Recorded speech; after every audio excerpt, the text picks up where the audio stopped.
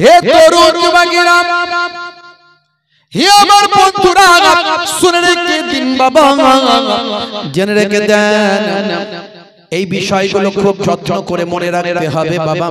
এগুলো কোরআন মাজিদের অর্ডার, এগুলো দয়ার নবীর নির্দেশ, এগুলো ক্ষেত্রে আল্লাহ কাউকে ছাড় দেননি বাবা, এমনকি নবীদেরকে পর্যন্ত এই ক্ষেত্রে ছাড় দেওয়া হয়নি। হে জওয়ান যুবকেরা, প্রথমে একটা ছোট্ট উপমা উদাহরণ আপনাদের মাঝখানে দিই। হযরতে নবী সুলাইমান আলাইহিস সালাম মস্ত বড় আল্লাহর পয়গম্বর ছিলেন বাবা। এত বড় দরজার একজন পয়গম্বর, সারা পৃথিবীতে 4 জন রাজত্ব করেছেন বাবা। সারা পৃথিবীময় 4 জন রাজত্ব করেছেন, 4 জন ব্যক্তি এ পর্যন্ত সারা পৃথিবী রাজত্ব করেছেন। তার মধ্যে একজন হলেন হযরতে নবী সুলাইমান আলাইহিস সালাম, যিনি সারা পৃথিবীব্যাপী রাজত্ব করেছিলেন। জোরে হবে না? আর জোরে হবে না? হে তরুণ যুবকেরা, আমার আল্লাহ তাআলা সুলাইমান নবীকে যেমন ইলম দিয়েছিলেন, তেমন রাজত্ব ক্ষমতাও দিয়েছিলেন। সুলাইমান নবী ভাই আমার সমস্ত জীবজন্তু, পশু পাখি, এমনকি জিন জিন্নাতের উপর রাজত্ব করতেন। সুলাইমান নবীকে আল্লাহ এমন ইলম দিয়েছিলেন ভাইরা আমার, সমস্ত মানুষ থেকে শুরু করে, সমস্ত পশু থেকে শুরু করে, সমস্ত জীবজন্তু সকলের ভাষা পর্যন্ত সুলাইমান নবীকে আমার আল্লাহ বোঝার শক্তি দিয়েছিলেন। হে তরুণ যুবকেরা, হে আমার মুরব্বিয়ানেরা, শুনে রেখে দিন বাবা, জেনে রেখে দিন বাবা, হযরতে সুলাইমান আলাইহিস সালাম এক সময় রাজ দরবারে বসেছিলেন। বসে সমস্ত ভাই আমার তার সমস্ত সহচর রাজপ্রাসাদের যত দায়িত্বশীল ব্যক্তিদের একত্রিত করলেন, করে বললেন, হে আমার সভাসদের মানুষেরা, শুনে রেখে দাও, জেনে রেখে দাও, আমি নবী সুলাইমান, আমার বিবাহ করার প্রয়োজন। এবার আমি বিবাহ করতে চাই, আমার জন্য একটা নারীর তোমরা সন্ধান করো। কেমন নারীটা হবে?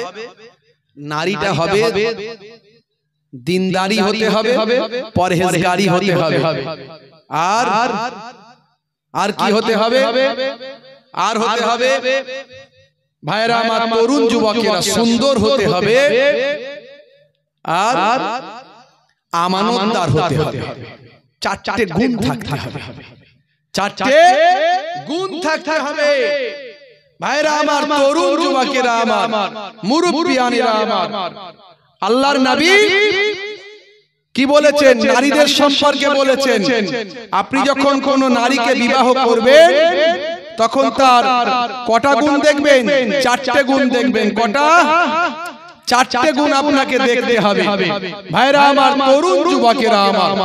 আল্লাহর নবীর হাদিস, একেবারে সহিহ বুখারী 5090 নম্বর হাদিস। عن أبي هريرة رضي الله تعالى عنه قال تنكح المرأة لأربع। 4টে জিনিস দেখতে হবে আপনাকে। কি কি সেগুলো? না সেটা হলো লে মালেহা, ওয়ালে হিসাবিহা, ওয়ালে জামালিহা, ওয়া জামালিহা, ওয়ালে দীনিহা। আল্লাহর নবী আল্লাহর রাসূল বলেন 4টে জিনিস। একটা হলো লে মালেহা, ওয়ালে হাসাবিহা, ওয়া জামালিহা, ওয়ালে দীনিহা। আল্লাহর নবী বলেন 4টে জিনিস। একটা হলো ভাই আমার, সেটার মধ্যে একটা হলো মাল। মালে বাড়াবাড়ি বেরিতে হবে আপনাকে, যে মেয়েটার ফ্যামিলির সম্পদ কি রকম আছে, ছেলের সম্পদ কেমন আছে, মালের দিক থেকে বাড়াবাড়ি আপনাকে দেখতে হবে।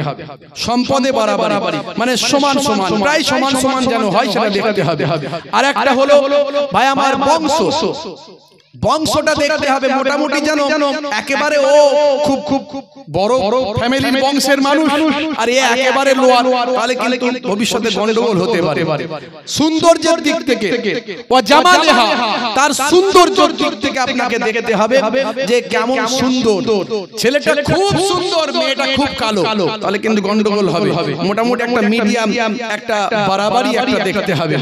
আর বলে দীনহা, ভাই আমার ধর্মের দিক থেকে দ্বীনের দিক থেকে, দ্বীনদারির দিক থেকে আপনাকে কম্পেয়ার করতে হবে। এই চারটে জিনিস আপনাকে দেখতে হবে, না হলে কি হবে? না হলে হতে পারে ক্ষতিগ্রস্ত হতে পারে, অশান্তি হতে পারে। আল্লাহর নবীর হাদিস থেকে প্রমাণ। কিন্তু সুলাইমান নবী সে সময় কি বলেছিলেন? বলেছিলেন চারটে, কিন্তু তার মধ্যে একটা ভাই আমার সম্পদের কথা তিনি বলেন। সম্পদের কথা তিনি বলেন, তিনি দ্বীনদারি, আমানতদারি আর সৌন্দর্য বলেছিলেন। সৌন্দর্য দেখতে হবে, আর ভাই আমার আমানতদারি, দ্বীনদারি দেখতে হবে। এই চারটে কথা তিনি বলেছিলেন। হে তরুণ যুবকেরা, হে আমার বন্ধুরা, শুনে রেখে দিন বাবা, জেনে রেখে দেন। হে মুসলমান, একটু লক্ষ্য করুন। হযরতে নবী সুলাইমান আলাইহিস সালাম এই খবরটা যখন দিলেন, সভাসদের সকলে ভাই আমার বললেন, ঠিক আছে হুজুর, আমরা খোঁজার চেষ্টা করব, কোথায় পাওয়া যায় আমরা খোঁজার চেষ্টা করব। চারিদিকে ঢেরা পিটিয়ে দেওয়া হলো, চারিদিকে সংবাদটা জানিয়ে দেওয়া হলো। সুলাইমান নবীর পক্ষ থেকে সংবাদ এসেছে। আমার চারিদিকে আলোড়ন সৃষ্টি হলো যে সুলাইমান নবী বিবাহ করতে চায়, সুলাইমান নবী শাদী করতে চায় এমন একটা মহিলা, যে মহিলার মধ্যে থাকবে দ্বীনদারি, আমানতদারি, সৌন্দর্য এবং ভাই আমার পরহেজগারি। দ্বীনদারি, আমানতগারি, পরহেজগারি এবং তার মধ্যে থাকবে সৌন্দর্য। এই চারটে জিনিস তার মধ্যে যেন পাওয়া যায়। হে তরুণ যুবকেরা, হে আমার বন্ধুরা, শুনে রেখে দিন বাবা, জেনে রেখে দেন। হে মুসলমান, এমন সময় সেই পথ দিয়ে ভাই আমার সুলাইমান নবীর সঙ্গী সাথী যারা সেনাবাহিনী, সৈন্যদল যারা সভাসদের মধ্যে ছিলেন, তারা ঘোষণা করতে করতে যাচ্ছে। মানুষগুলো সেখানে শুনছেন, মানুষগুলো নিজেদের মধ্যে আলোচনা করছেন, আমাদের সুলাইমান নবী বিবাহ করতে চান। এমন সময় এই খবরটা শুনতে পেয়ে একজন জেলে ভাই আমার মাছ ধরে, সমুদ্র থেকে মাছ ধরে ফিরে আসছেন। সেই জেলে শুনতে পেলেন, ভাই আমার জানতে পারলেন। জেলে চিন্তা করলেন, হাই রে হাই, আমার ঘরে তো ঠিক এই ধরনের একটা মহিলা আছে, কিন্তু আমি হলাম জেলে, আমার মেয়ে কি সুলাইমান নবী বিবাহ করবে? আমার মেয়ের মধ্যে দ্বীনদারি আছে, আমার মেয়ের মধ্যে আমানতদারি আছে, আমার মেয়ের মধ্যে পরহেজগারি আছে, আমার মেয়ের মধ্যে সুন্দরও আছে, সৌন্দর্য আছে। হে তরুণ যুবকেরা, এই চারটে গুণই আমার মেয়ের মধ্যে আছে, তাহলে আমার মেয়েকে কি সুলাইমান নবী বিবাহ করবে? না না, কিন্তু আমার মেয়ে তো জেলের মেয়ে, জেলের মেয়ে কি বাদশার কখনো স্ত্রী হতে পারে? না না, এটা হতে পারে না, আমি ভুল ধারণা করছি। সুলাইমান নবী যদি জানতে পারে, তাহলে হয়তো আমার জীবনটা চলে যেতে পারে। একটু ভাবুন, চিন্তা করুন মুসলমান, আমার আল্লাহ কিভাবে দোয়া কবুল করে, আমার আল্লাহ কাকে কিভাবে কবুল করে, কোন জায়গা থেকে কোন জায়গায় নিয়ে যান। সুলাইমান নবী খবরটা বাড়িতে নিয়ে গেলেন, ওই জেলে তার স্ত্রীর কাছে গিয়ে বললেন, জানো আজকে একটা খবর শুনলাম। বলে কি খবর? না এই খবর, সুলাইমান নবী তিনি বিবাহ করবেন, খবর শুনলাম। তবে যে কটা এমন মেয়ে তিনি পছন্দ করছেন, সেই সব গুণগুলোই কিন্তু আমার মেয়ের মধ্যে আছে। তার স্ত্রী বলল, কি বলছো, চুপ করো, এসব কথা বলো না, বাইরে জানলে অসুবিধা আছে। কোথায় সুলাইমান নবী আর কোথায় তোমার মেয়ে জেলের মেয়ে? তুমি এসব কথা বলছো কেমন করে? আর বলো না। ভাইরা আমার, ইতিমধ্যে তার মেয়েও জানতে পারলো যে সুলাইমান নবী একটা দ্বীনদার মহিলাকে বিবাহ করতে চায়। তখন তিনি চিন্তা করলেন, ওই মহিলা যে আমার মধ্যে তো সব কটা গুণই আছে, সুলাইমান নবী যেমন চাইছেন তেমনই তো আমার মধ্যে আছে, কিন্তু আমি তো জেলের মেয়ে, এটা কি হবে? কখনো হতে পারে না হয়তো। তবে আমি দোয়া চাই, আল্লাহ সুলাইমান নবীর কথা যখন শুনেছি, তো সুলাইমান নবীর স্ত্রী হিসেবে আমাকে কবুল করে নাও।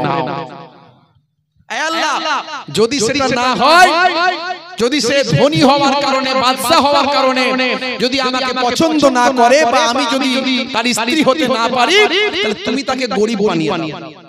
তুমি তাকে গরিব বানিয়ে আমার মতো গরিব বানিয়ে তাকে আমার স্বামী হিসাবে গ্রহণ করিয়ে দাও। আমি তার সম্পদের দিকে নজর দিচ্ছি না, বরং সুলাইমান নবীর স্ত্রী হওয়া আমার জন্য সৌভাগ্যের। সেদিন কাল কিয়ামতের দিনে আমি সুলাইমান নবীর স্ত্রী হিসাবে উঠতে পারবো। জোরে হবে না?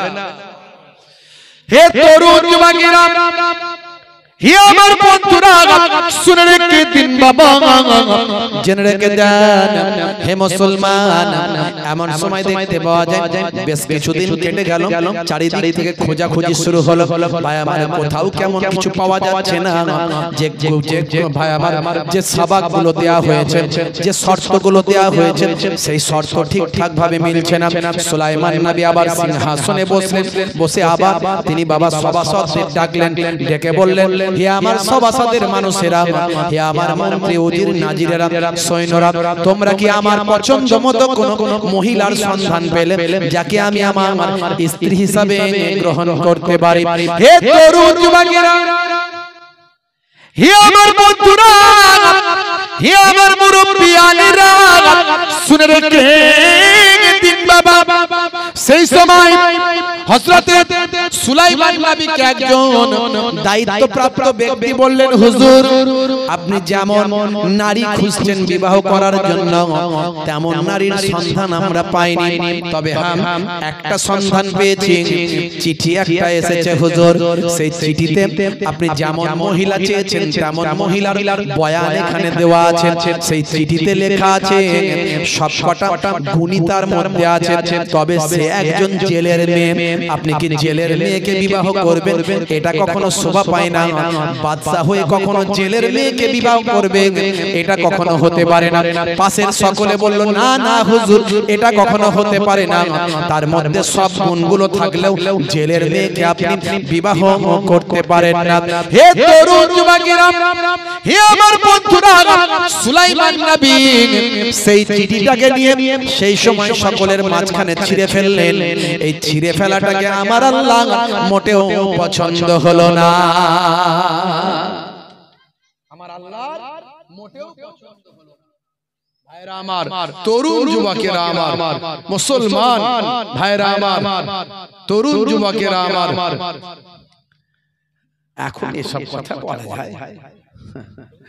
অনেকের অনেক আবদার থাকবে, সব আবদারের কথা বলতে গেলে তার ওয়াজ হবে না। আবার আপনাদের চাঁদা পড়তাম একটা অন্য কথা বলছি, একটু মানুষকে অন্য দিকের ওয়াজ করছি। প্রত্যেকদিন তো নামাজের কথা, রোজার কথা বলি, আজকে একটু অহংকার তাকাব্বুর থেকে আমাদের বাঁচার ওয়াজ দরকার আছে না? দেখুন, একজন নবী, একজন পয়গম্বর, এত বড় একজন বাদশা, সামান্য কি করেছেন? জেলের মেয়ের চিঠিটা, জেলের মেয়ে লুকিয়ে চিঠিটা পাঠিয়েছিলেন যে আমার মধ্যে সবকটা গুণ আপনি পাবেন, তবে আমি কিন্তু জেলের মেয়ে, আপনি কি বিবাহ করতে রাজি?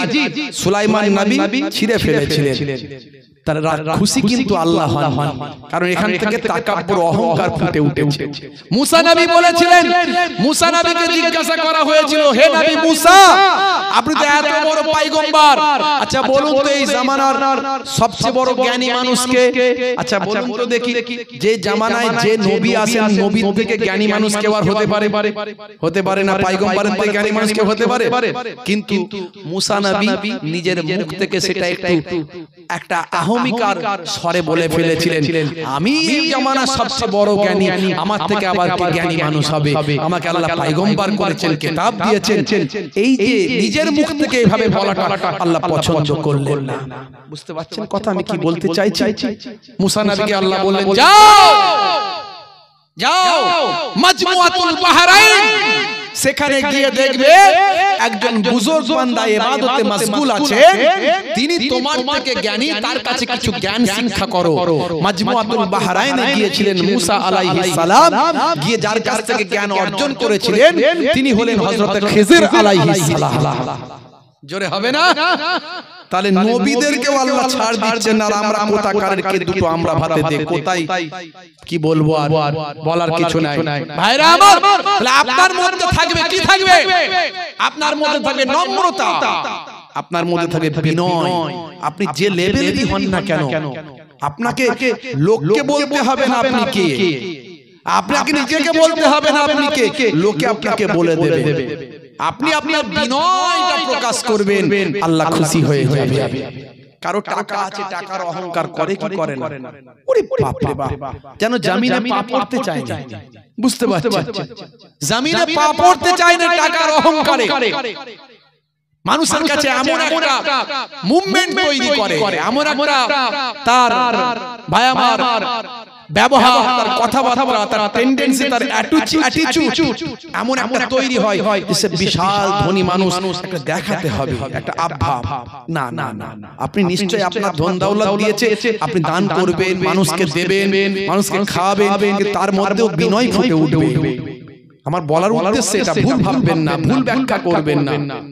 অনেকে শরীর থাকে, শরীরের গরম দেখায়, শরীর দেখেছিস, শরীরের অহংকার একটা থাকে না। আল্লাহ আপনাকে দিয়েছে, শরীরটাকে ভালো কাজে লাগান। কেউ বিপদে পড়েছে তাকে সাহায্য করুন, কেউ অসুবিধা পড়েছে তার অসুবিধা দূর করুন।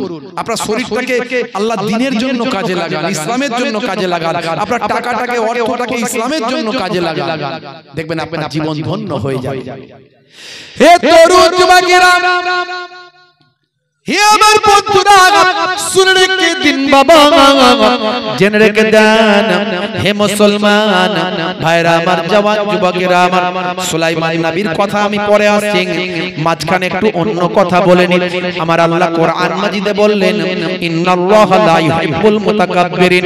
আমার আল্লাহ তাআলা পছন্দ করেন না তাকাব্বুর করনে ওয়ালো কো, তাকাব্বুর অহংকারীকে আমার আল্লাহ পছন্দ করেন না।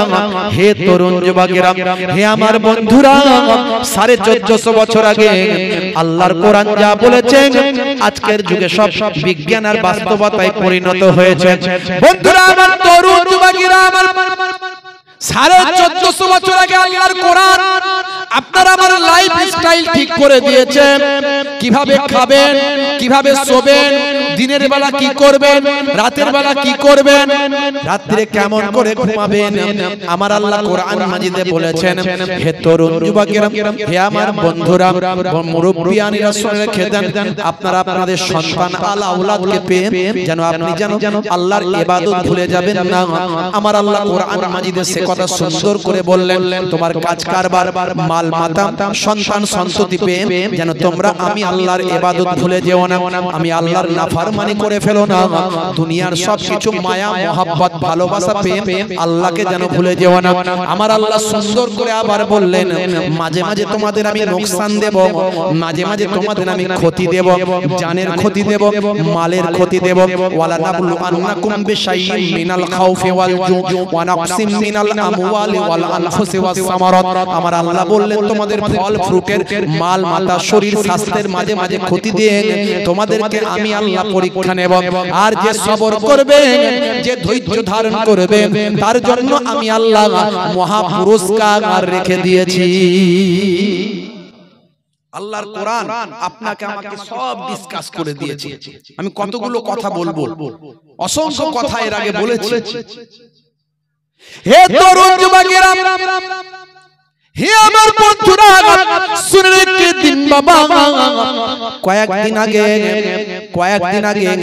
জম্মু কাশ্মীর হাইকোর্টে একটা মামলা উঠেছে, জানেন?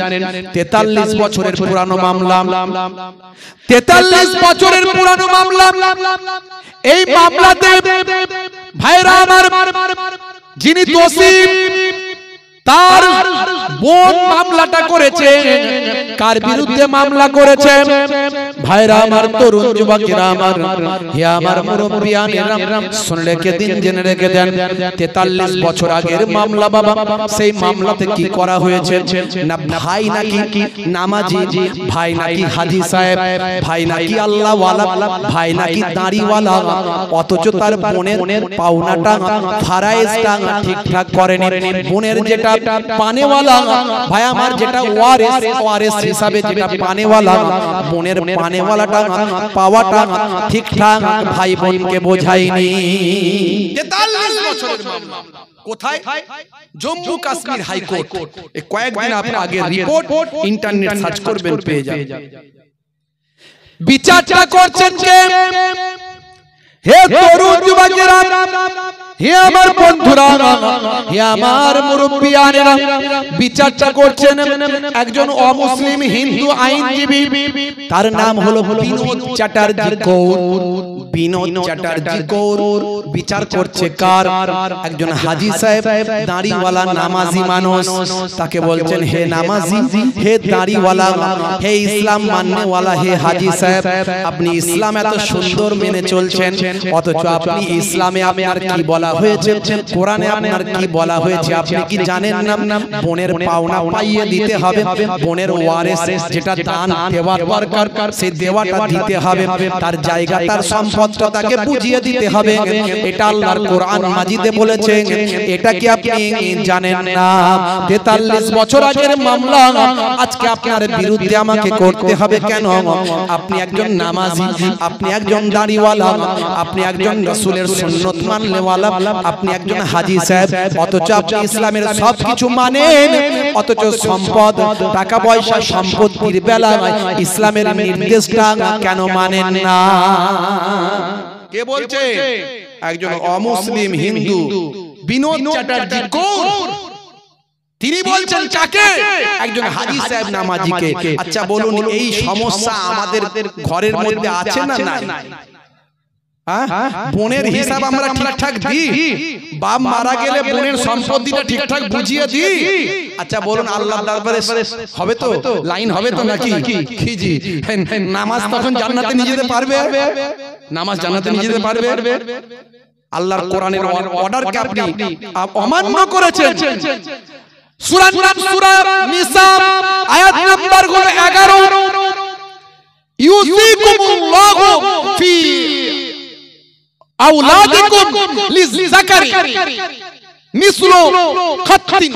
আমার আল্লাহ তাআলা জানিয়ে দিয়েছেন এখানে কি বলছে ভাই আমার, মিসলু খাত্তিল উনসাআইনি, উনসাআইনি। ভাইরা আমার, এখানে বলা হয়েছে ইউসিকুমুল্লাহু ফি ওয়ালাদিকুম। ভাইরা আমার আল্লাহ অর্ডার দিয়েছেন, আল্লাহ তাআলা কাদের সম্পর্কে? আওলাদিকুম, তোমাদের আওলাদদের সম্পর্কে কি বলেছেন? লিযাকারে মিসলু খাত্তিল উনসাইনি। আমার আল্লাহ তাআলা বলছেন দুই কন্যার অংশ বরাবর পুত্রের, পুত্র যেটা পাবে কন্যা তার অর্ধেক পাবে। ভাইরা আমার, তরুণ যুবকেরা আমার, মুরব্বিয়ানেরা আমার, আমার আল্লাহ তাআলা এখানে অর্ডার দিয়ে বলে দিয়েছেন, আল্লাহ তাআলা কি বলেছেন? তোমাদের সন্তানদের সম্পর্কে তোমাদেরকে নির্দেশ দিচ্ছেন এক পুত্রের জন্য দুই কন্যার অংশের তুল্য। এক পুত্রের জন্য দুই কন্যার অংশের মানে একজন পুত্র যেটা পাবে একজন কন্যা তার অর্ধেক পাবে। তা আল্লাহ কোরআন মাজিদে যেখানে অর্ডার করছেন, সেই অর্ডারের বিরোধিতা করার ক্ষমতা আমাদের কারো আছে? জম্মু কাশ্মীরের হাইকোর্ট একজন হাজী সাহেবকে বললেন, তোমার কোরআন কত সুন্দর নির্দেশ দিয়েছে, তুমি মানছো না। 1450 বছর আগে যে সময় পৃথিবীর মানুষ অঙ্কের হিসাব জানতো না, সেখানে সেই সময়তেও আমার আল্লাহ তাআলা আপনার আমার জন্য ন্যায় বিচার করেছেন, হক বিচার করেছেন। এমনকি ওয়ারিস বন্টন কেমন ভাবে হবে আমার আল্লাহর কোরআন সেটা শিখিয়ে দিয়েছেন। জোরে বলেন সুবহানাল্লাহ। সেই কোরআনকে আজকে মেনে পৃথিবী বিখ্যাত বিখ্যাত ব্যক্তিরা, তারা কথার পণ্ডিতেরা, তারা আজকে সেই কোরআন মাজিদকে মেনে আজকে তারা পৃথিবীর শ্রেষ্ঠ মানুষ হয়ে যাচ্ছে। আর আমরা কোরআন মাজিদকে না বুঝতে পেরে, না জেনে আজকে আমরা নিজেদের মধ্যে লড়াই, অহংকার, তাকাব্বুরি, আমরা ঠিকমতো হক নষ্ট করে, একে অপরের প্রতি অবিচার করে, অন্যায় করে আমরা নিকৃষ্ট মানুষে পরিণত হয়ে যায়। আখিরি জামানায় ঈমান বাঁচানো বড় দায়। আখিরি জামানা ঈমান বাঁচানো বড় দায়। মুসলমান মুজাদ্দিদুল জামান পীর আবু বকর সিদ্দিক রাহমাতুল্লাহ আলাইহি আমাদের কাছে বট গাছের মতো, ছাতার মতো। তার ছাতায় আছি বলে আমরা এখনো সঠিক রাস্তায় চলছি। তার ছাতায় যদি না থাকতাম আমরা কিন্তু ভাই আমার সঠিক রাস্তা থেকে লাইনচ্যুত হয়ে আমরা বেরিয়ে যেতাম। তিনি ছোটখাটো আলেম ছিলেন না, তিনি শুধু সিয়াসিয়াত হাদিসে পণ্ডিত ছিলেন না, 6টা হাদিস তো তার মধ্যে ছিলই ছিল। তার মধ্যে শুধু তাই নয়, মদিনা শরীফ থেকে 40টা হাদিস খতম করে শেষ করে সনদ প্রাপ্ত হয়ে তিনি ভারতবর্ষের জমিনে এসেছিলেন। তাই তার কাছে সেই জামানার বাংলার বড় বড় আলেম ওলামারা তার হাতে হাত দিয়ে বায়াত প্রাপ্ত, সোহবত প্রাপ্ত হয়েছিলেন। জোরে বলেন সুবহানাল্লাহ। বসিরার আল্লামা হুজুর মুজাদ্দিদ জামানের কাছে গিয়ে বায়াত প্রাপ্ত হয়েছিলেন। এছাড়া মইজুদ্দিন হামিদি হুজুর থেকে শুরু করে নেসাউদ্দিন হুজুর থেকে শুরু করে ভাই আমার ডক্টর মোহাম্মদ শহীদুল্লাহ হুজুর থেকে শুরু করে মায়াপুর পিন্নাগরি হুজুর থেকে শুরু করে ভাই আমার যত বড় বড় আল্লাহর ওলি বান্দারা তার হাতে হাত দিয়েছিলেন। কেন? তারা বুঝেছিলেন আমরা একটা বট গাছ, একটা ছাতা পেয়েছি, যার সোহবতে থাকলে আমরা বিভ্রান্ত হব না, যিনি কোরআন হাদিসের ব্যাখ্যাটা সুন্দর করে বুঝিয়ে দেবেন। এখন এত বক্তার চাপে অস্থির। আমি আপনাকে কটা বক্তাদের বক্তব্য শোনাবো, আপনি শুনলে অবাক হয়ে যাবেন বক্তারা কি বলছে। এক বক্তা বলছে, কি বলছে, যে ভাইরা আমার, তরুণ যুবকেরা আমার, হাত তুলে মোনাজাত করা যাবে না, হাত তুলে মোনাজাত করা যাবে না। বলছে এটা তো দোয়া করছো, দোয়া মুখে করো, হাত কেন তুলবে? বলছে বাথরুম যাচ্ছ, সেটাও তো দোয়া, তাহলে বাথরুম যাওয়ার আগে হাত তুলে দোয়া করবে নাকি? বলতে বুঝতে পারছে। বলছে খাওয়ার আগে তো দোয়া করতে হয়, তো খাওয়ার আগে হাত তুলে দোয়া করবে? শোয়ার আগে দোয়া করতে হয়, শোয়ার আগে হাত তুলে দোয়া করবে? কিরকম ভাবে মানুষকে বোঝাচ্ছে ভাবুন। ভাইরা আমার, শুধু তাই নয়, আল্লাহর কোরআনের আয়াতকে পড়ে ভুল ব্যাখ্যা করে, আল্লাহর কোরআনের আয়াতকে পড়ছেও ভুল, ব্যাখ্যাও করছে ভুল।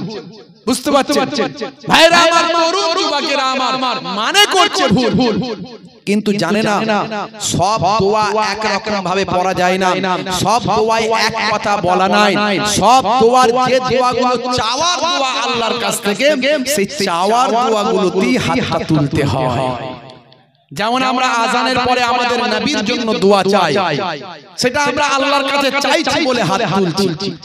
যেমন আমরা অন্যান্য সময় ভাই আমার কিছু চাই আল্লাহর কাছে, তখন হাতটা তুলি। তার দোয়াটা শুনলে আপনি বুঝতে পারবেন। আমি নাম বলতে পছন্দ করি না, কারণ আমি চাই যে বিভাজন কমুক, ঝগড়া কমুক। মুসলমান দেওয়ালে পিঠ ঠেকে গেছে, আমি কারো বিরুদ্ধে নাম উল্লেখ করে কখনো বলতে পছন্দ করি না, এটা বলা উচিত নয়। কিন্তু সমাজে যেহেতু ভাইরাল হচ্ছে, তাই বক্তব্যটা সেভাবেই দিতে হবে যাতে করে মানুষের ভুলটা ভাঙে। ভাইরা আমার, আমি বক্তব্যটা আপনার কাছে ছোট করে শুনিয়ে দিয়েছি, এরকম অনেক বক্তব্য আছে।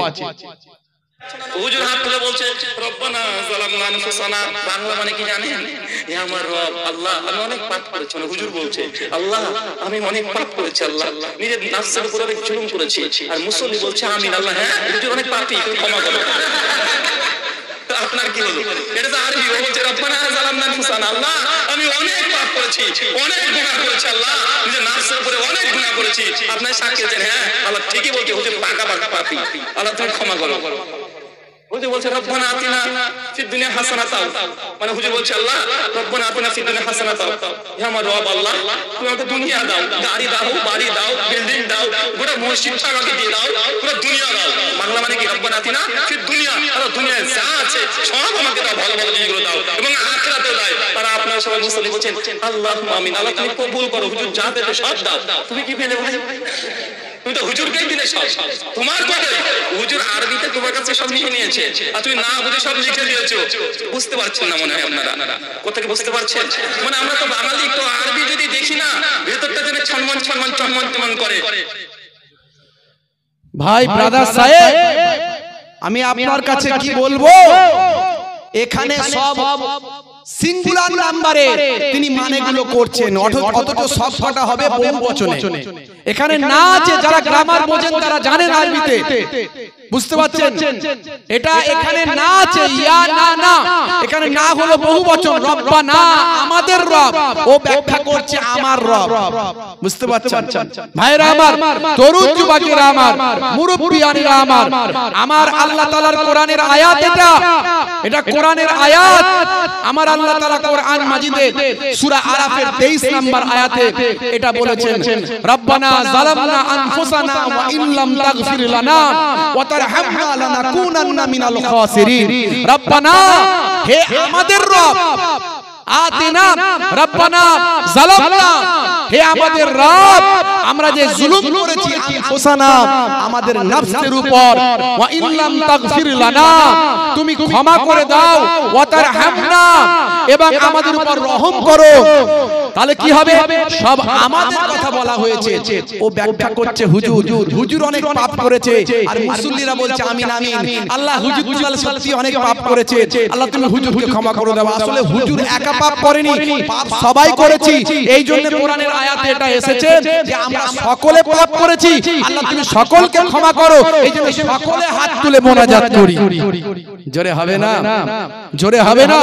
তাহলে কোরআন পড়ছেও ভুল, ব্যাখ্যা করছেও ভুল, অর্থ করছেও ভুল। সূরা আরাফের এটা 23 নম্বর আয়াত। আরেকটা যেটা বললো ভাই আমার, সূরা বাকারার 201 নম্বর আয়াত। এখানে আল্লাহ রাব্বুল আলামিন বলছেন রব্বানা আতিনা ফিদ দুনিয়া হাসানাতাও ওয়া ফিল আখিরাতি হাসানাতাও ওয়া কিন আযাবান নার। ভাইরা আমার, তরুণ যুবকেরা আমার, এখানে আল্লাহ রাব্বুল আলামিন কি বলছেন? রব্বানা, হে আমাদের রব। তারা বলল, মানে এখানে অন্যজনের কথা বলা হচ্ছে, তারা বলল হে আমাদের রব, আমরা যে দোয়াটা চাই, আমাদের রব আতিনা, আমাদের ইতাআত করো, দান করো, ফিদ দুনিয়া, দুনিয়াতে, হাসানা মানে ভালো, দুনিয়াতে আমাদের ভালো করো, দুনিয়াতে আমাদের কল্যাণ করো। বলছে এখানে হুজুর নিজের জন্য দোয়া চাইছে, মানে এখানে না বহু বচন, ও এখানে এক বচন করছে। বলছে হুজুর তো নিজের জন্য দোয়া চাইছে, আর মুসল্লি বলছে আমিন আমিন। যা হলো সব হুজুরেরই হলো। কিভাবে মানুষকে ভুল বোঝাচ্ছে বক্তারা, চিন্তা করুন। আমি কটা শোনাবো এরকম বক্তব্য অসংখ্য আছে। আখেরি জামানা আমরা মুজাদ্দিদুল জামানকে ছাতা হিসাবে পেয়েছি, বিভ্রান্ত করে দেওয়ার চেষ্টা চলছে। আবু বকরের চেয়ে অনেক বিশাল গোলাম। আবু বকর তো হজ করছেন দুইবার, একবার নিজে একবার নবীর সাথে। আমি জীবনে কয়বার হজ করছি এখন আর মনে নাই, আগে গুনতাম। আবু বকর উমরা কয়টা করছেন আমার জানা নাই, তবে এটা আমি দায়িত্ব নিয়ে বলতে পারি আবু বকরের সারা গোষ্ঠী মিল্লা উমরা যা করছে তার চেয়ে বেশি ওর আমার বক্তা শুনছেন। আবু বকরের জীবনে তেলাওয়াত যা করছে তার চেয়ে অনেক বেশি তেলাওয়াত আমি করছি। আবু বকর আমার মতো খতম তারাবি পড়ায় নাই, ওই সময় ছিলই না, এটা তো ওমরের সময় চালু বিশ্বাস। আবু বকরের চেয়ে অনেক বিশাল গোলাম। আবু বকরের থেকে আমি বেশি নামাজ পড়েছি। আবু বকর সিদ্দিক রাদিয়াল্লাহু তাআলা আনহু আল্লাহর নবীর খলিফা, আল্লাহর নবীর খলিফা থেকে নাকি বেশি নামাজ পড়েছে, বেশি হজ করেছে, বেশি উমরা করেছে, বেশি তেলাওয়াত করেছে। আখেরি জামানা এই কথাগুলো আমি বলছি, আমি কারো বিরোধিতা করছি না, কারো নাম বলছি না আপনাদের কাছে। এই বক্তব্যগুলো আমাদের ইউটিউবে আসছে, আসছে না, এতে আমাদের ঈমানের খাতরা হয়ে যাবে। এই জন্য আমরা একটা প্ল্যাটফর্মে আছি। আখেরি জামানায় আমাদের প্ল্যাটফর্ম, আমি খারাপ হলে, ভাই খারাপ হলে তার কাছ থেকে সরে যাবেন, কিন্তু মুজাদ্দিদুল জামানের মহব্বত, ভালোবাসা যেন আমাদের মধ্যে থাকে, বলুন ইনশাআল্লাহ। হে তরুণ যুবকেরা, হে আমার বন্ধুরা, শুনে রেখে দিন বাবা, জেনে রেখে দেন হে মুসলমান। তাহলে আমাদের মধ্যে যেমন একদিকে নামাজ থাকবে, একদিকে রোজা থাকবে, একদিকে হজ থাকবে, একদিকে যাকাত থাকবে। আপনার আমার ঈমানকে মজবুত করতে হবে, আকীদাকে ঠিক রাখতে হবে।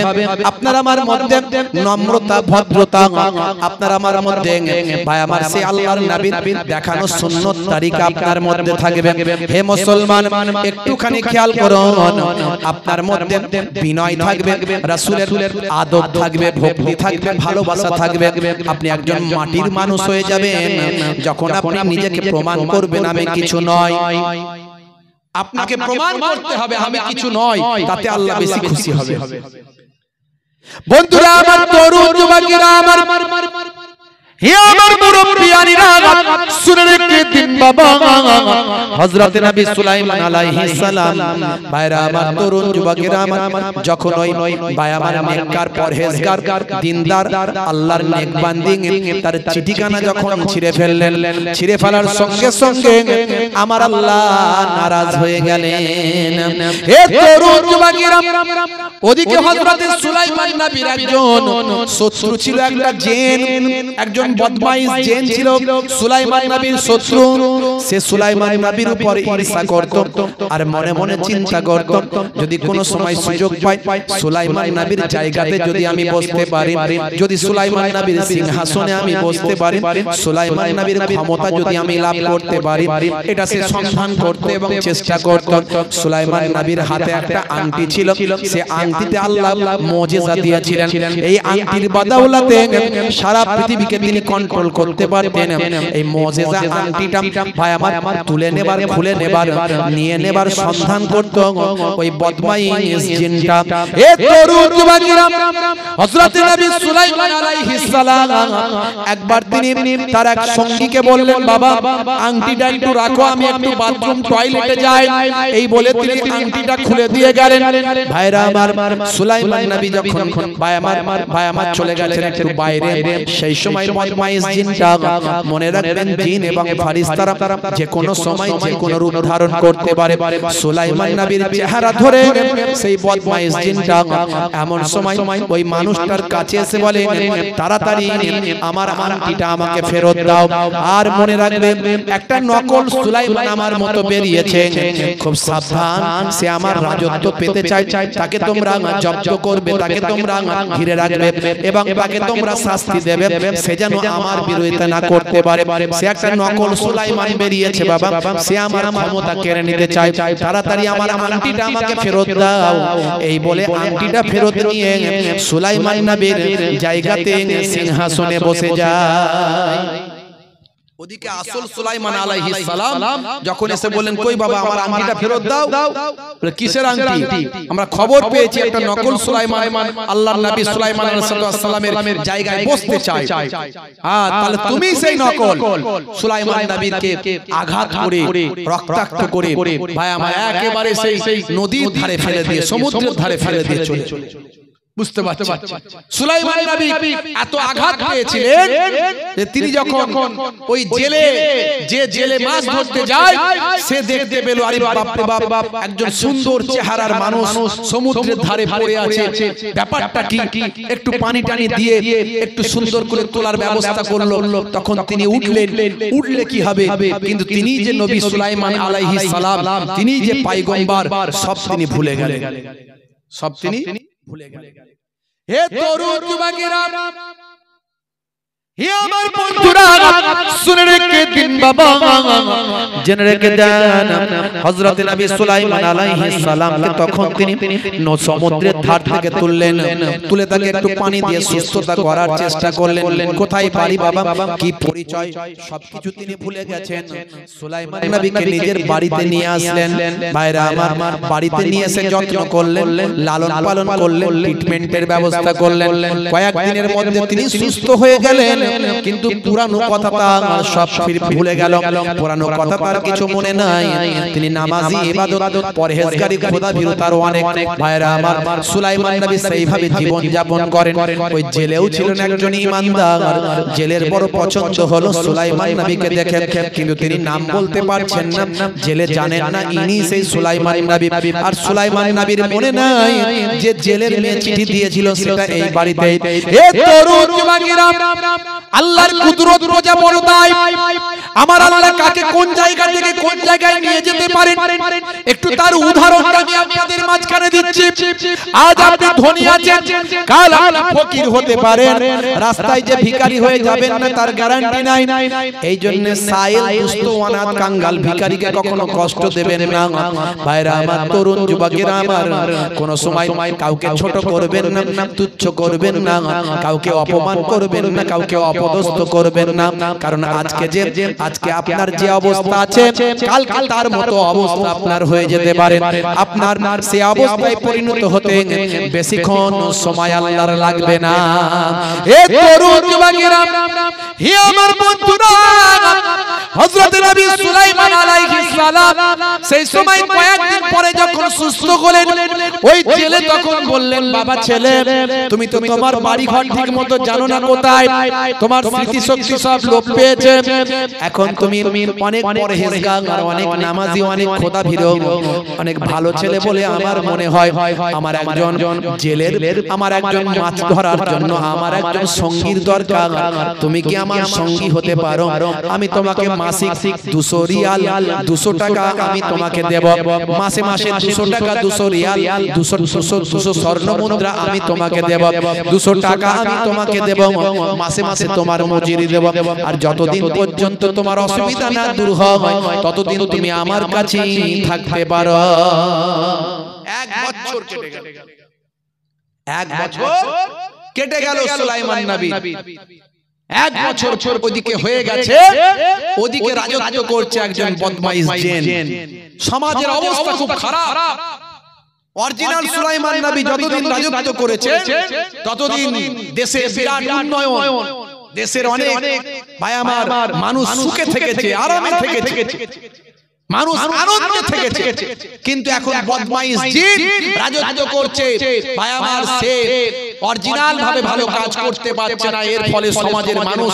অসন্তুষ্ট সমাজে ক্ষতি সমাজে দুর্নীতি সমাজে অন্যায় সমাজে অত্যাচার ব্যভিচার সমাজে অপরাধ সমাজের মানুষ কষ্টের মধ্যে আছে নিজেদের মধ্যে বলাকওয়া করছে একদিন একটা জিন ভালো জিন সুলাইমান নবীর ভক্ত ছিল সেই জিনটা শুনতে পেল যে এই রকম সমাজে পরিস্থিতি চলছে সে তখন ভাবলো ব্যাপারটা কি অরিজিনাল সুলাইমান নবী তো এরকম কোনদিন করবেন না তিনি তো এইভাবে রাজত্ব চালাবেন না দেখি তো কি ব্যাপারটা সে সুলাইমান নবীর প্রাসাদের সামনে গিয়ে একেবারে সিংহাসনের কাছে যখন গেল সে যেহেতু জিন সে ধরে ফেললো যে একজন বদমাইশ জিন সুলাইমান নবীর আংটি চুরি করে আর সুলাইমান নবী সেজে সেই জায়গায় বসে রাজত্ব চালাচ্ছে ভালো যে জিন তারও শরীরে অনেক ক্ষমতা সে খারাপ জিনটার পেছনে নিল তাকে আঘাত করতে চেষ্টা করলো সে তখন ছুটতে শুরু করলো হে তরুণ যুবকেরা হে আমার বন্ধুরা শুনে রেখে দিন বাবা সংক্ষেপে আপনাদের মাঝখানে বলবো বাবা মুসলমান একটুখানি খেয়াল করুন এমন সময় সমুদ্রের উপর দিয়ে জিনগুলো উড়ে উড়ে যাচ্ছে বদমাইশ জিনটার পেছনে ভালো জিনটা নিয়েছে তারা করছে তাকে আঘাত করার জন্য ভালো জিনটা সমুদ্রের উপর দিয়ে যেতে যেতে এমন সময় ভাইরা আমার তরুণ যুবকেরা আমার সেই আংটিটা সমুদ্রে পড়ে গেল ওই খারাপ জিনটার হাত থেকে আংটিখানা খুলে সমুদ্রে পড়ে গেল সমুদ্রে একটা বড় মাছ সে আংটিটা নিজের পেটেতে স্থান দিল হে তরুণ যুবকেরা এদিকে অরিজিনাল সুলাইমান নবী এক বছর হয়ে গেছে এক বছর পরে ওই জেলে ঠিক করলো আমার মেয়ের তো বিবাহ দিতে হবে আমার মেয়ের তো বিবাহের সময় হয়ে যাচ্ছে উপযুক্ত আর দেরি করতে চাইছি না এক বছর ধরে যে ছেলেটিকে দেখছি এই ছেলেটির সঙ্গে যদি আমার মেয়ের বিবাহ দেওয়া হয় কেমন হবে নিজের স্ত্রীর সঙ্গে পরামর্শ করলো স্ত্রী বলল খুবই ভালো হবে দেখো তার মতামত নাও ওই ছেলে কি আমার মেয়েকে বিবাহ করতে চায় এমন সময় ভাইরা আমার হযরত সুলাইমান আলাইহিস সালামকে তো তিনি চেনেন না সুলাইমান নবীও এটা জেলের বাড়ির সেই মেয়ের ইতিহাস তো তার মনে নাই ভাইরা আমার তরুণ যুবকেরা এমন সময় সুলাইমান নবীকে ভাই আমার জেলে বলল বাবা ছেলে একটা বছর তুমি আমার কাছে আছো আমাদের কি তোমার কেমন মানুষ মনে হয় বলে খুবই ভালো মানুষ আপনারা পরহেজগার আপনারা খোদা ভীরু আপনারা নামাজি আপনারা দিনদার বলে বাবা তোমার মধ্যেও আমরা অনেক দিনদারি নামাজি পরহেজগার খোদা ভীরু অনেক কিছু লক্ষ্য করেছি বাবা ছেলে তোমাকে আমাদের পছন্দ হয়েছে আমাদেরকে কি তোমার পছন্দ হয় বলে নিশ্চয় আপনাদেরকে আমার পছন্দ ভালো লাগে ভাই আমার ইমানদারকে পছন্দ করবে বেঈমান বেঈমানকে পছন্দ করবে দেখবেন মাতালে বিরাট বন্ধুত্ব আছে না মাতালের সঙ্গে নামাজির কোনো বন্ধুত্ব নাই নামাজি মানুষকে দেখলে সে মুখ ঘুরিয়ে চলে যায় আবার মাতালে বিড়িখোর সিগারেট খোর এ এক টান সিগারেট চালায় তারপরে বাকি টানটা ও চালায় আছে না নাই আখিরি জামানা ভাইরা আমার, মুসলমানের ছেলে এখন শাহরুখ খান, সলমান খানের ভক্ত। আপনি চিন্তা করবেন না, বেশি টেনশন করে ফেলবেন, টেনশন করবেন না। ভাইরা আমার, তরুণ যুবকেরা আমার, মুরব্বিয়ানিরা আমার, সিগারেট খোরের বন্ধু এক টান মারে, ও বাকিটা এক টান মারে, আছে না নাই? এই তো জানুয়ারি মাস যাচ্ছে, ডিসেম্বর মাস যাচ্ছে, ছেলেরা এখানকার ছেলেরা সব ভালো, এরা পিকনিক করতে যায় না, কি যায় নাকি? ওরে বাপ রে বাপ, ডিজে বাজিয়ে পিকনিক করে, আবার সেখানে গিয়ে ডিজে চালিয়ে গিয়ে নাচ করে, সিগারেট বিড়ি তো খায়, তার সঙ্গে সঙ্গে লাল পানিও চালায়, বাইরে চলে যাচ্ছে। আখেরি জামানা, মুসলমান ঈমানকে নষ্ট করে ফেলবেন না বাপ, হাত জোর করে বলি, নামাজ ছেড়ে দেবেন না। নামাজের সময় হলে নামাজটা ছেড়ে দেবেন না। নামাজ আপনাকে বিভিন্ন অন্যায় থেকে বাঁচাতে পারে, কারণ আল্লাহর কোরআন বলে দিয়েছে, ইন্নাস সালাতা তানহা আনিল ফাহশাই ওয়াল মুনকার, নিশ্চয় নামাজ তোমাকে অশ্লীলতা ও অন্যায় থেকে দূরে সরিয়ে দেয়। জোরে বলুন সুবহানাল্লাহ। নামাজ তোমাকে দূরে সরিয়ে দিতে পারে, একমাত্র অন্যায় থেকে বাঁচাবে নামাজ। আপনি যদি নামাজি হয়ে যান, 5 ওয়াক্ত নামাজ হয়ে যান, দেখবেন পাপ অন্যায় আপনার কাছ থেকে সরে চলে গেছে। আরেকটা সুন্নাত, সেটা হলো মুখের দাড়ি। আমি অনেক সুন্নতের কথা বলি, ইন্টারনেটে আছে দেখবেন। সব সুন্নতকে এবং আল্লাহর নির্দেশগুলোকে, কোরআন মাজিদের নির্দেশগুলোকে, রাসূলের সুন্নতগুলোকে বর্তমান সময়ের সঙ্গে কম্পেয়ার করে বলার চেষ্টা করি। বিরাট সব জানতা মহাপণ্ডিত নয়, কিন্তু চেষ্টা করে যুব সমাজকে আকর্ষণ করার চেষ্টা করি। আলহামদুলিল্লাহ, অনেক যুব সমাজ হেদায়েত প্রাপ্ত হয়। আমি বলি বন্ধুরা আমার, আজকে আমি যে বন্টনের কথা বললাম, ওয়ারিস বন্টন, আপনার এই বন্টনের কথা আজকে 1450 বছর আগে আল্লাহর কোরআন যে সুন্দরভাবে বন্টন নীতি শিখিয়ে দিয়েছে, আজকের যুগে বর্তমান একবিংশ শতাব্দীতে 2025 সালে দাঁড়িয়ে বায়ামা জম্মু কাশ্মীরের হাইকোর্টের বিচারপতি আল্লাহর কোরআনের বন্টন নীতিকে স্বীকৃতি দিয়েছে। আমি এই কথাগুলো বলার চেষ্টা করি যে আল্লাহর কোরআন সত্য, নবীর হাদিস সত্য। আমি অনেক উদাহরণ দিয়েছি, শুনলে বুঝতে পারবেন। মুসলমান সেই নবীর সুন্নতগুলোর মধ্যে সবচেয়ে বড় সুন্নত মুখের দাড়ি। এখন বিরাট কোহলি, হরভজন সিং, লিওনেল মেসি, বড় বড় অথার পণ্ডিত, বিজ্ঞানী, সায়েন্টিস্ট, ভাই আমার নায়ক, গায়ক, খেলোয়াড়, প্লেয়ার, তারা মুখের দাড়ি রাখছে। আপনি বড় দাড়ি রাখতে লজ্জা লাগে, আমি বলি something is better than nothing. অল্প আপনি রাখুন, ছোট হলেও রাখুন, কিন্তু তারা রেখেছে ফ্যাশন মনে করে, সুন্দর মনে করে, আপনি রাখবেন নবীর সুন্নত মনে করে। হতে পারে আজকে আপনার ছোট দাড়িটা নবীর সুন্নত মনে করে রেখেছেন, কালকে আপনি মারা গেছেন, কিন্তু নবীর ভক্ত ভালোবাসায় সুন্নত মনে করে রেখেছেন। মারা যাওয়ার পরে মুনকার নাকির ফেরেশতা যখন বলবে মান রব্বুকা, দেখতে পাবে মুখে দাড়ির দেখা। হতে পারে ওই দাড়িটা হতে পারে নাজাতের জারিয়া। আপনি দুটো জিনিস করুন, নামাজ ছাড়বেন না, রাসূলের সুন্নতটা মেনে চলুন। ওয়াক্ত যে হলো ওযু করো, মসজিদে চলো, খোদার হুকুম পালন করো, নামাজটা পড়ো। ওয়াক্ত যে হলো ওযু করো, মসজিদে চলো, দিন রাত 5 ওয়াক্ত নামাজ পড়লে পাবে ভাই জান্নাত। জোরে হবে না? জোরে হবে না?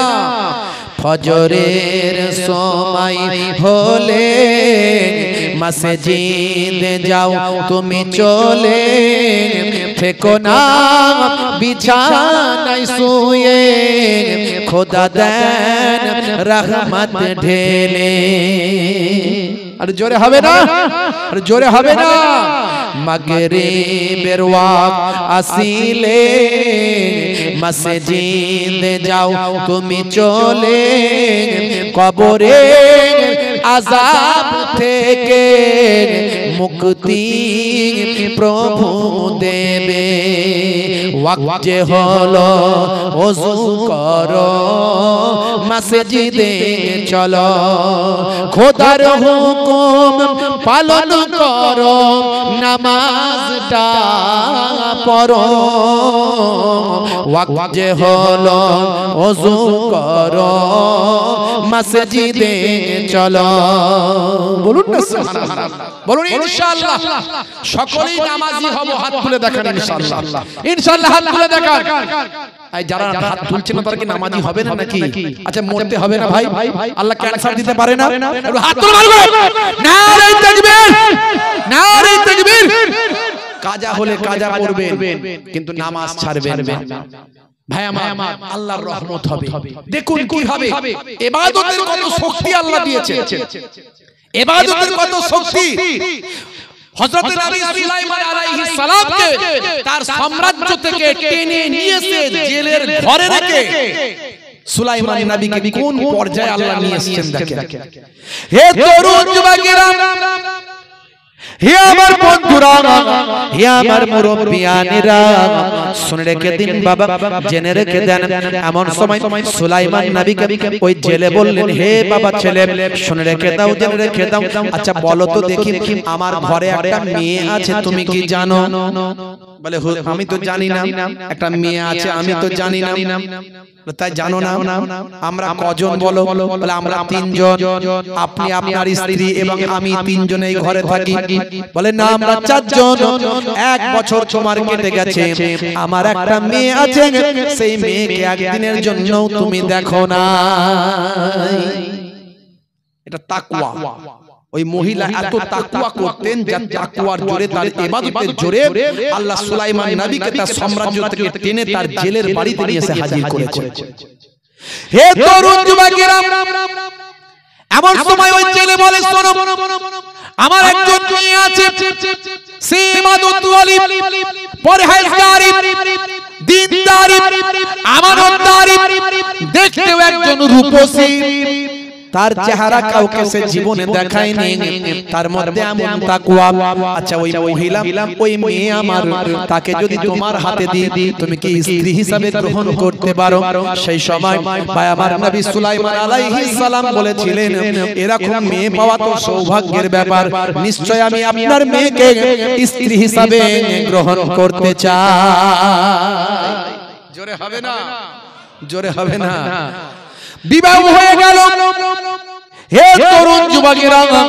বিবাহের পরে চলে গেলেন সুলাইমান নবী আমার তার শ্বশুরের সঙ্গে মাছ ধরতে গেলেন মাছ ধরতে গিয়ে আল্লাহর কুদরতি ক্ষমতা যখন মাছ ধরছেন অনেক মাছ একসঙ্গে পড়েছে অনেক মাছ পড়েছে সুলাইমান নবীর ভাই আমার সেদিনে সুলাইমান নবীকে পাওয়ার পরে মাছ আরো বেশি পড়েছে সুলাইমান নবী আশা থেকে ওই জেলের বাড়িতে মাছ ধরা অনেক বেড়ে যায় অনেক সংসারে বরকত হয় কিন্তু আজ যেন আরো অনেক বেশি মাছ পড়লো ওই জেলে অবাক হলেন আল্লাহ এই ছেলে এত অনেক কার যে ছেলে আসার পর থেকে আমার ঘরে অনেক বরকত বৃদ্ধি হয়েছে অনেক সম্পদ বেড়েছে অনেক মাছ ধরা আমার বেড়ে গেছে ইনকাম আমার বেড়েছে ভাগ্য আমার পাল্টে গেছে আজকে আবার বিবাহের পরে আরো যেন বেশি আমি মাছ ধরলাম হে তরুণ যুবকেরা ওর মধ্যে একটা সবচেয়ে বড় মাছ পেলেন সুলাইমান নবীকে নিয়ে জামাইয়ের জন্য মাছটা বাড়িতে নিয়ে এলেন বাকি মাছগুলো বিক্রি করলেন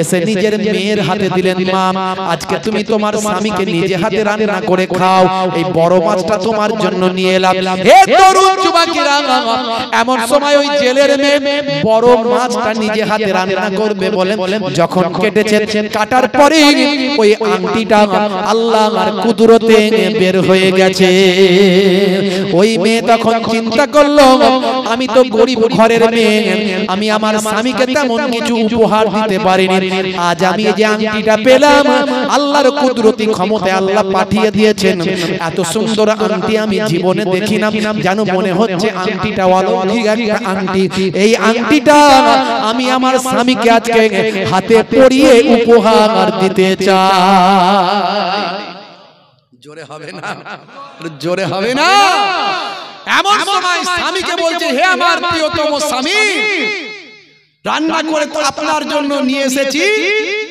আপনি আমার সঙ্গে খান আর আপনার জন্য একটা উপহার আমি দেব।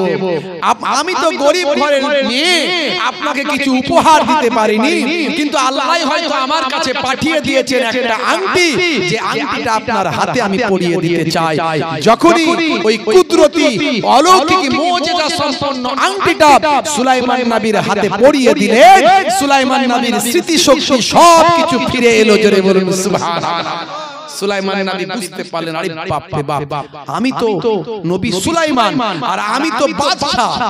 ভাইরা আমার, সুলাইমান নবী ওদিকে চারিদিক থেকে খোঁজাখুঁজি চলছে, কোথায় গেল অরিজিনাল সুলাইমান নবী? এতদিন যে রাজত্ব করেছে সে তো একটা বদমাইশ জিন। সুলাইমান নবীর রূপ ধরে এতদিন ধরে খোঁজাখুঁজি করে ওই ভালো জিনটা সুলাইমান নবীর ভক্ত খুঁজে খুঁজে সুলাইমান নবীকে পেয়ে গেল। সুলাইমান নবীকে নিয়ে গিয়ে আবার পুনরায় রাজ দরবারে বসিয়ে দিলেন। সুলাইমান নবী আল্লাহর দরবারে সিজদায় পড়ে গেলেন, আল্লাহ আমার সব মনে পড়ে গেছে, সেদিন আমি যে মেয়ের চিঠিকে ছিঁড়ে দিয়েছিলাম, আমি অবজ্ঞা করেছিলাম, আমি অহমিকা করে ফেলেছিলাম, আমি একজন বাদশা হয়ে একটা জেলের ঘরের মেয়েকে আমি বিবাহ করব। আহা, আমি সেদিন ভেবেছিলাম আমি তার আমানতদারি, তার পরহেজগারি, তার খোদা ভীরু, তার ইবাদতকে আমার সেদিনে একটু ছোট করা হয়ে গিয়েছিল। আল্লাহ আপনি এটা পছন্দ করেননি, আমি আজ বুঝতে পেরেছি।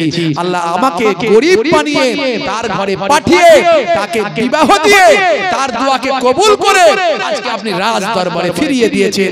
আল্লাহর দরবারে সুলাইমান নবী সিজদায় পড়ে আল্লাহর দরবারে কাঁদতে থাকলেন। জোরে বলে সুবহানাল্লাহ। ভাইরা আমার আমার জীবনকে পরিশুদ্ধ করতে হবে। শুধু নামাজ পড়লেই হবে না, শুধু দাঁড়িয়ে রাখলেই হবে না, আপনাকে আমাকে পরিবর্তন হতে হবে। প্রকৃত রাসূলের দ্বীনকে গ্রহণ করতে হবে।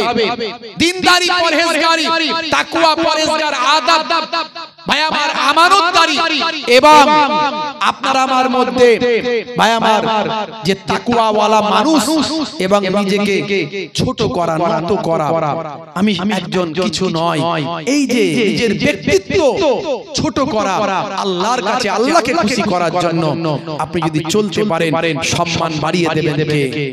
জোরে বলেন কে? আপনি যদি নিজেকে আল্লাহর কাছে ছোট করেন, আপনাকে বড় করবেন কে? আল্লাহ বড় করে দেবেন। বাপজি আমার, তাই আপনাদের কাছে আমার দুটো নসিহা রইলো, এক হলো নামাজ, দুই হলো দাড়ি। এই দুটো জিনিস যদি আপনি করতে পারেন, ভাই আমার মৃত্যুর পরে আল্লাহ দিয়ে দেবেন জান্নাতের গাড়ি। জোরে বলুন সুবহানাল্লাহ। বাপজি আমার, এই দুটো আলোচনা করলাম, অনেক আলোচনা ছিল, সময় কম, বেশি নয়, আলোচনা শেষ করছি।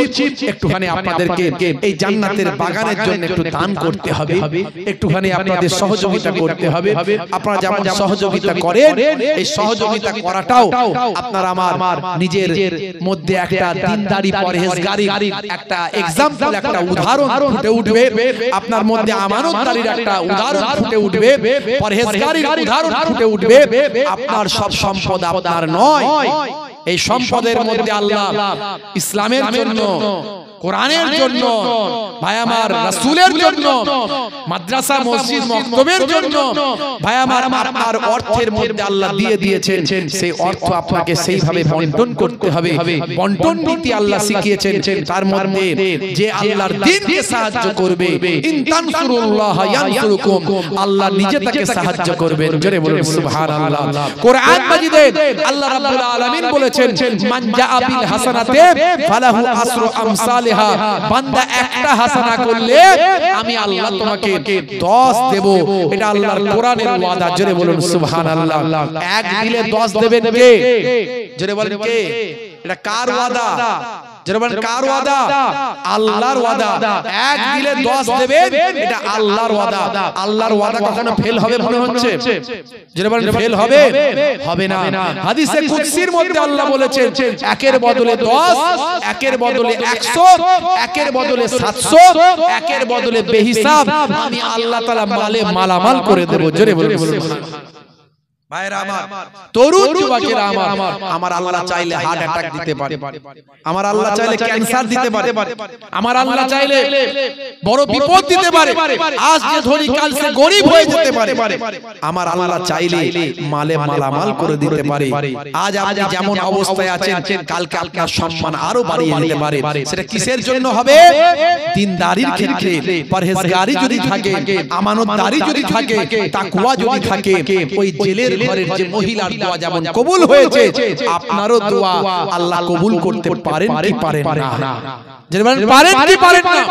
ভাইরা আমার, তরুণ যুবকেরা আমার, আমি 8 জন ভাইকে চাইবো, 8 জন ভাই, এই মোল্লাপাড়া সর্দারপাড়া, এই দুই পাড়ার ভাইরা আছেন এখানে, কমিটির ভাইরা, আল্লাহ করে মাশাআল্লাহ, আমি 8 জন ভাইকে চাইবো। জান্নাত হলো 8টা। জান্নাত কটা?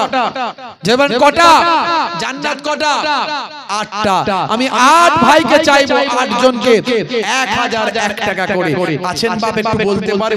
1001 টাকা যিনি প্রথম হাত তুলবেন আল্লাহ তাকে ডবল সওয়াব দেবে। এই তোমরা ক্যামেরাগুলো বন্ধ করো না, কি হচ্ছে আশ্চর্য কথা, তোমরা ওয়াজ রেকর্ডিং হচ্ছে গুলো, আর যেখানে যাব সেখানে তোমরা এসে হাজির, কোন জায়গায় বাদ দিও না, খুব মুশকিলের ব্যাপার ভাইরা আমার। আরে আজকে রোজ কালকে মার্কেটে ছেড়ে দেবে, খুব বুদ্ধিমানের কাজ করো তোমরা, অনেক ভিউজ হবে তোমাদের। ভাইরা আমার, তরুণ যুবকেরা আমার, এক দিলে 10, এক দিলে কত? জোরে বলেন 10। কোরআনের ওয়াদা কখনো মিথ্যা হবে না। একজন যিনি প্রথম হাত তুলবেন তিনি অন্যকে পথ দেখাবেন, অন্যকে পথ দেখালে ডবল সওয়াব, অন্যকে পথ দেখালে ইসলামে বলা হয়েছে কি? ডবল সওয়াব। একজন ভাই আছেন 1001 টাকা হাতটা তুলতে পারেন, যিনি প্রথম তুলবেন আল্লাহ তাকে ডবল সওয়াব দেবেন। ফি সাবিলিল্লাহ দিলে কমবে না, আল্লাহর কোরআনের ওয়াদা কখনো মিথ্যা হতে পারে না। 2000 এর কোটা থেকে শুরু, মাশাআল্লাহ। 8 জন চেয়েছি, তাহলে 2000 করে 8 জন প্রথম দেন দেখি, তারপরে 1000 এ যাব। আমার আরিফ মন্ডল ভাই প্রথম ওয়াদা করেছেন, ভাই আমার 2000 টাকা। জোরে বলুন মারহাবা। জোরে হবে না মারহাবা? আচ্ছা, মারহাবা বললে সওয়াব আছে না নাই? সুবহানাল্লাহ বললে সওয়াব আছে না নাই? নারে তাকবীর! জোরে হবে না? নারে তাকবীর! নারে তাকবীর! আর দোয়া আল্লাহুম্মা আমিন। আল্লাহ গো তোমার দরবারে এই মোর মোনাজাত, দিও গো তুমি বরসে মাহফিলে রহমত। দিচ্ছে তোমার প্রথম যে